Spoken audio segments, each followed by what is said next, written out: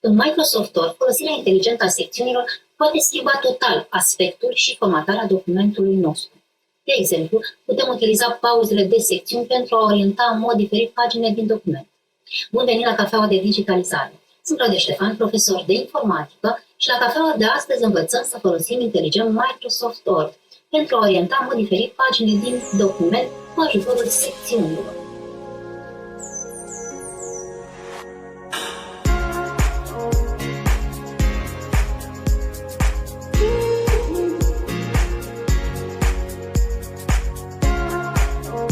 Pentru a înțelege cum este organizat un document, este important să vedem cum Word împarte documentul în secțiuni separate. Putem vizualiza secțiunile dacă activăm opțiunea de formatări ascunse din fila Home, acasă. Astfel vedem clar delimitările de secțiuni. La Cafeaua de Digitalizare de astăzi vom descoperi împreună o modalitate elegantă și inteligentă de a folosi secțiunile în orientarea paginilor din document. Haideți să începem povestea noastră.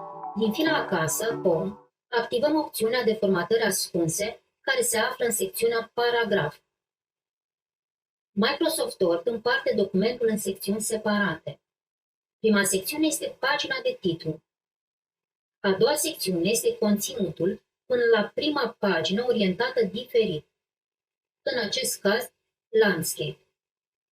După pagina 3, începe o altă secțiune care se încheie odată cu începutul unei noi orientări.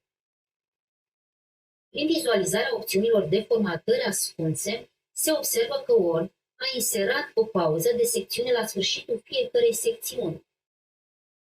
Pentru documentul Word, fiecare grup de pagini orientate diferit înseamnă o nouă secțiune.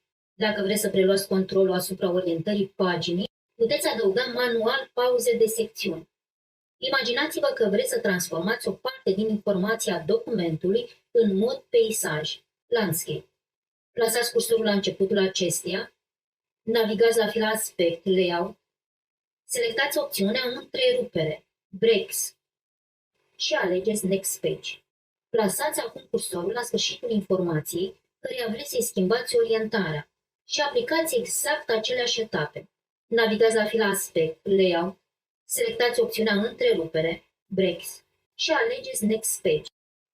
Acum aveți o secțiune separată pentru această informație pe care o puteți folosi pentru a modifica orientarea paginilor după cum doriți. Accesăm fila Aspect, Layout, deschidem opțiunile de configurare a paginii, Page Setup, selectăm orientarea Peisaj, Landscape și în caseta de dialog alegem să aplicăm orientarea pentru această secțiune, This Section. După confirmare, toate paginile din secțiune s-au adaptat la orientarea orizontală, Landscape. În același mod, putem reveni la orientarea portret. Cea mai rapidă modalitate de schimbare a orientării paginilor dintr-o secțiune este să facem dublu click pe indicatorul care marchează sfârșitul de secțiune, Section Breaks, Next Page, pentru a deschide fereastra de configurare din care selectăm tipul orientării. Click pe OK pentru a confirma setările. Și totul se simplifică. Pentru a ascunde indicatorii de secțiuni, accesăm fila Acasă, Home, și dezactivăm opțiunea de formatări ascunse din secțiunea Paragraf. Voilà! Secțiunile sunt mult mai puternice de atât. Ele permit formatarea detaliată a anumitor părți specifice din document. De exemplu, le putem folosi atunci când vrem să formatăm și să setăm marginile de pagini, antete, subsoluri, coloane și numere de pagină, în funcție de necesitățile noastre. Vă invit să vă abonați la canalul de YouTube Cloud Academy să descoperim împreună și alte formatări inteligente. Și ne vedem la următoarea cafea de digitalizare.